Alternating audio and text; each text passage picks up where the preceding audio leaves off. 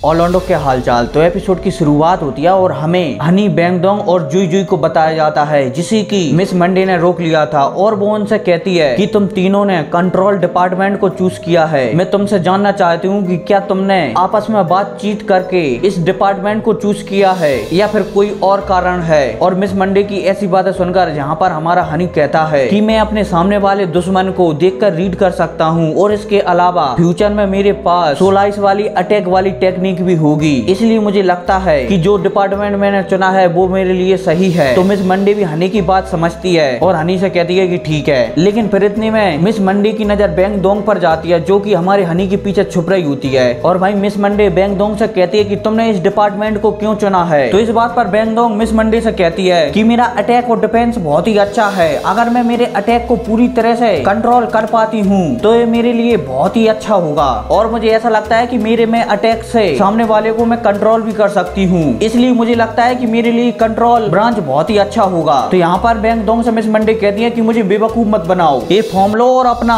Branch change करो। अब इसके बाद मिस मंडे जुई जुई को देखती हैं और उससे पूछती हैं कि तुमने कंट्रोल रूम क्यों सिलेक्ट किया है। और मिस मंडे की इस बात पर जुई जुई भी मिस मंडे से कहती है कि मेरे पास भी किसी को कंट्रोल करने वाली मास्टर सोल है। और जुई जुई है कहती है अपनी master soul Miss Monday, Honey और बैंगडोंग को बताने लगती है। और तभी जुई जुई वहाँ पर बताती है कि इस मास्टर सोल के द्वारा हम किसी पर भी अटैक और किसी से भी डिफेंस कर सकते हैं, मतलब कि ये दोनों तरीके से उपयोग की जा सकती है। लेकिन यहाँ पर मिस मंडे जुई जुई से कहती है कि ये सोल कंट्रोल रूम से किसी भी प्रकार से संबंधित नहीं है। लेकिन तभी जुई जुई चलती है तो वो अपनी सेकंड सोल को एक्टिव करती है, जिस वजह से वहाँ पर जुई जुई के हाथों में एक बहुत ही प्यारी बांसुरी आ जाती है। और जैसे ही जुई जुई उस बांसुरी को प्ले करती है तो वहाँ पर हनी और बैंगडोंग उस बांसुरी से मोहित होने लगते हैं। और जब मिस मंडे जुई जुई की ऐसी सोल टेक्निक दिखती है तो वो जुई जुई से कह देती है कि ठीक है, तुम्हारे लिए कंट्रोल डिपार्टमेंट एकदम सही है। अब इसके बाद मिस मंडे वहाँ से जाने लगती है, लेकिन जाते जाते वो बैंगडोंग, हनी और जुई जुई से कहती है कि तुम्हें इस कंपटीशन में फर्स्ट पोजीशन को होल्ड करना होगा, और अगर ऐसा तुम नहीं कर पाए तो तुम्हें ट्रेनिंग के लिए मुझे फॉलो करना होगा।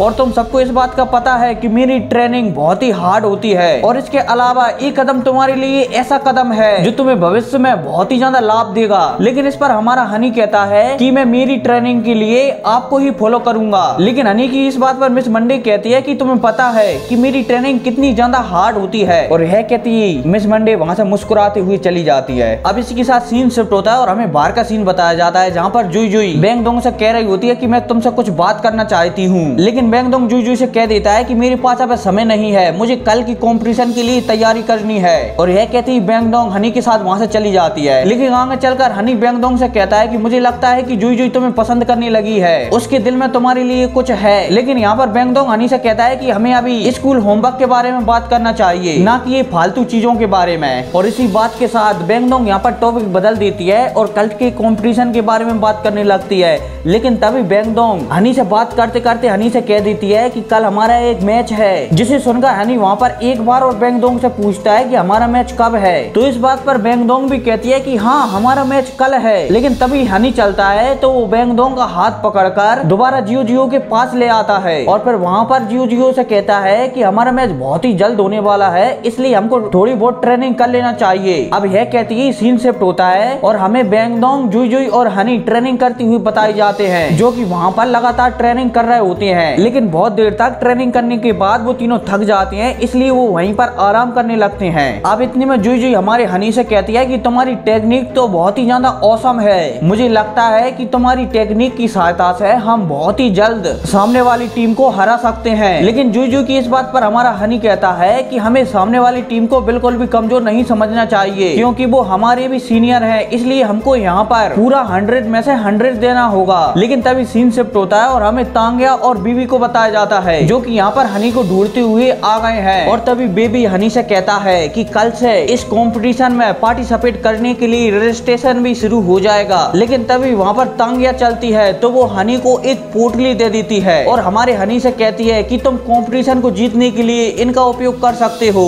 अब इसी के साथ सीन शिफ्ट होता है और हमें बैंगडोंग और हनी का रूम बताया जाता है, जहाँ पर हनी तांग्या की दी गई पोटली को खोल रहा होता है। और जैसे ही वो तांग्या की पोटली को खोलता है तो उसमें से बहुत सारी चीजें निकलकर वहाँ पर फैलने लगती हैं। और जब बैंगडोंग उन अस्त्र शस्त्रों को देखती है तो वो वहाँ पर कहने लगती है कि तांग्या ने आखिर हमको इतने अस्त्र शस्त्र क्यों दिए हैं, जिस पर हनी बैंगडोंग से कहता है कि हमें इस कंपटीशन को किसी भी कीमत पर जीतना होगा। अब इसी के साथ सीन शिफ्ट होता है और हमें कंपटीशन की जगह बताई जाती है जहाँ पर सब लोग आपस में बात कर रहे होते हैं, लेकिन तभी अनाउंसमेंट होती है जिस वजह से सारे स्टूडेंट वहाँ पर इकट्ठा हो जाते हैं। इसके बाद फिर हमें एक नई टीचर को बताया जाता है जो कि सभी स्टूडेंटों से कह रही होती है कि मैं 2 दिन के लिए तुम्हारी टीचर हूंगी। और इसके बाद वो टीचर सारे स्टूडेंटों को इस कंपटीशन के नियम समझाती है कि इस कंपटीशन में किसी भी प्रकार का वेपन का यूज नहीं किया जाएगा और तो और कोई भी किसी के ऊपर पावरफुल अटैक भी नहीं कर सकता। अगर उसने ऐसा किया और फिर भी वो उस मैच को जीत गया तो फिर भी उसे